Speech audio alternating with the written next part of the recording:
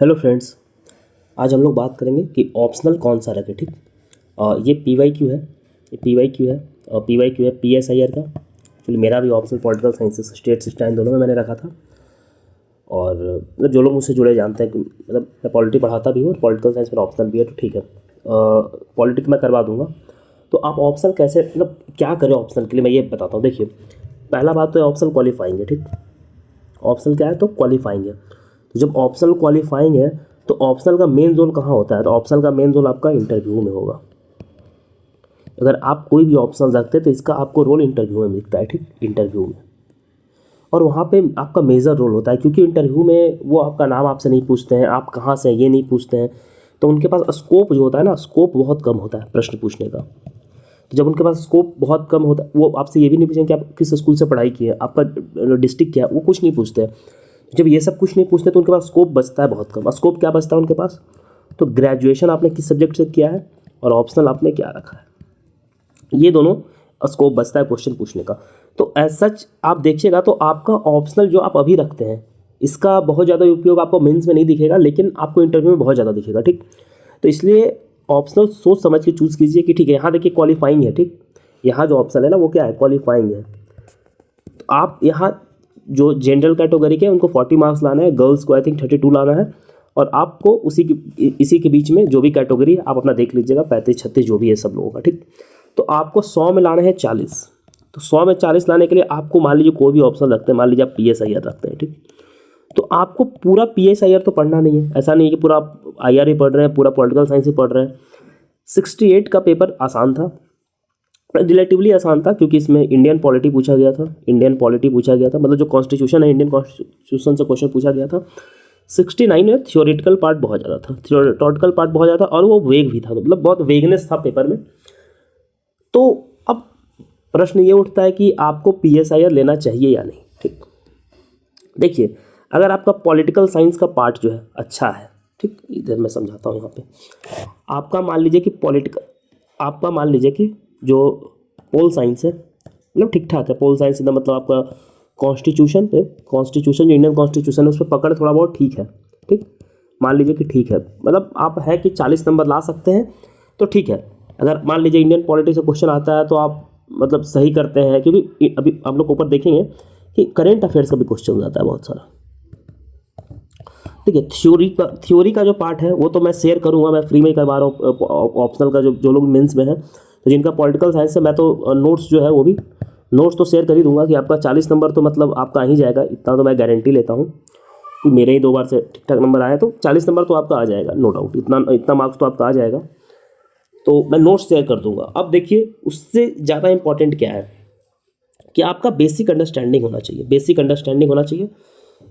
और इंटरव्यू में आपसे बहुत ज़्यादा थ्योरेटिकल पार्ट नहीं पूछा जाता है। थ्योरेटिकल पार्ट नहीं पूछने का कारण क्या है कि अब उनका बैकग्राउंड, पॉलिटिकल साइंस का जिनका बैकग्राउंड रहेगा, जिन प्रोफेसर का, वही आपसे थ्योरेटिकल पार्ट पूछेंगे। अदरवाइज वो लोग पॉलिटी का ही पार्ट पूछते हैं। तो अगर आपका पॉलिटी ठीक है, इंडियन पॉलिटी से गवर्नर का पे कोई है या फिर करंट इशू है, आई आर पे पूछा जाता है मेनली क्वेश्चन इंटरव्यू में, आपसे आई आर पे मेनली क्वेश्चन पूछा जाएगा। तो अगर आपका इन सब पे पकड़ अच्छा है कि मान लीजिए कि आप वीडियो देखते हैं, पेपर पढ़ते हैं, तब तो फिर ठीक है, पॉलिटिकल साइंस आपके लिए दिक्कत नहीं है, पी एस आई आर आपके लिए दिक्कत नहीं है। अगर आप 40 नंबर ले आते हैं अभी, अगर इंडियन पॉलिटी आप ठीक ठाक से कर लेते हैं, और जो मैं नोट्स शेयर करूंगा और जो भी टॉपिक्स मैं बताऊंगा, जो भी देखिए थियोरेटिकल जो भी टॉपिक मैं थोड़ा बहुत बताऊंगा, किताब का नाम बताऊंगा या फिर कुछ जो थिंकर्स हैं उनको डिस्कस कर लूंगा, तो उतना से आपका 40 नंबर आ जाएगा। करेंट वेरेंट कुछ देख लेंगे तो आई आर देख लेंगे तो आ जाएगा उतना से। ठीक। तो आप अगर आपका पॉलिटिकल साइंस का अंडरस्टैंडिंग अच्छा, तो आपको इंटरव्यू में हेल्प करेगा, इंटरव्यू में आपका हेल्प करेगा। आप पॉलिटिकल साइंस रख सकते हैं। अभी हम लोग क्वेश्चन भी देखेंगे, 69 वाला ही देखेंगे। इसके साथ साथ अब देखिए, मान लीजिए ठीक है, आपको पॉलिटिकल साइंस नहीं रखना है, आपको हिस्ट्री रखना है। ठीक। अब देखिए, हिस्ट्री के लिए क्या कीजिए, हिस्ट्री के लिए बेसिक आप पेपर देखिए हिस्ट्री का, और उसमें आप देखिए कि आप 40 नंबर ला सकते हैं कि नहीं। ठीक, 40 नंबर ला सकते हैं कि नहीं। ठीक, उसके बाद जब आप इंटरव्यू के लिए जाए, क्योंकि मेंस ही निकालना है तो नहीं है ना, आपको इंटरव्यू भी फेस करना पड़ेगा।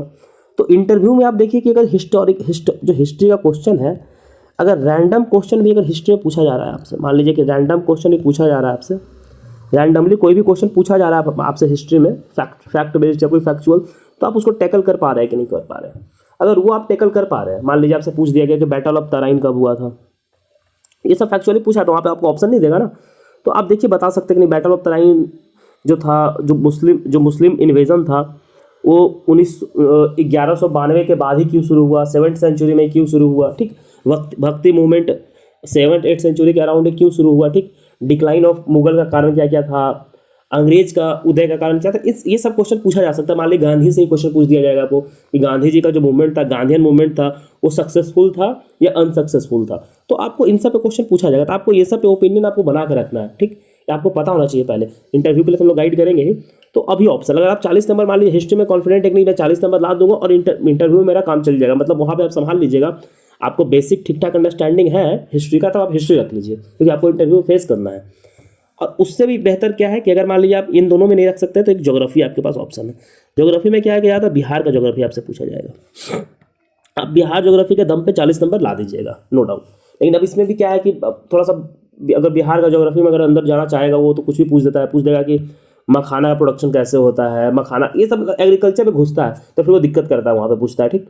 तो आप ज्योग्राफी का भी पेपर देखिए, मैं सबका पेपर ग्रुप में आपको मिल जाएगा। आपको चैनल और ग्रुप, जो हमारा ग्रुप है टेलीग्राम ग्रुप, दोनों का लिंक मैं डिस्क्रिप्शन बॉक्स में and in the comment box you will get, okay. तो आपको मिलेगा, आप वहाँ से जुड़िए, वहाँ आपको मिल जाएगा ये। तो आप ज्योग्राफी रखिएगा तो मेजर पोर्शन बिहार ज्योग्राफी का ही आता है, तो आप वहाँ से कर सकते हैं। और आपको मार्क्स 40 ही लाने हैं। अब जिनका पॉलिटिकल साइंस जिनको रखना है अब उनके लिए तो मैं हूँ ही। तो आइए हम पॉलिटिकल साइंस में कुछ चीज़ें डिस्कस करते हैं, किस टाइप से क्वेश्चन को टैकल करते हैं, ठीक। अब देखिए अब इनका क्वेश्चन देखिए, पिछले साल क्या था ना कि बहुत, मतलब किसने क्या कहा पे क्वेश्चन इन्होंने बहुत ज़्यादा पूछा था। मुसलमान हमारे शरीर का शरीर और हमारे खून का खून है, इस तरह से क्वेश्चन पूछा था।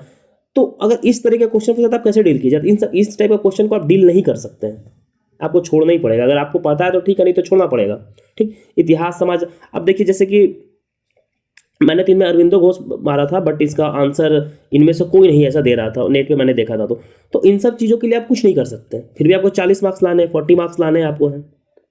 तो 40 मार्क्स आपका देखिए कहाँ से आएगा, तो आपको 40 मार्क्स आएगा कि आप इस तरह क्वेश्चन गलत मत कीजिए कि आईएएस इन्होंने किसने कहा था कि टीएन सेशन ने कहा था।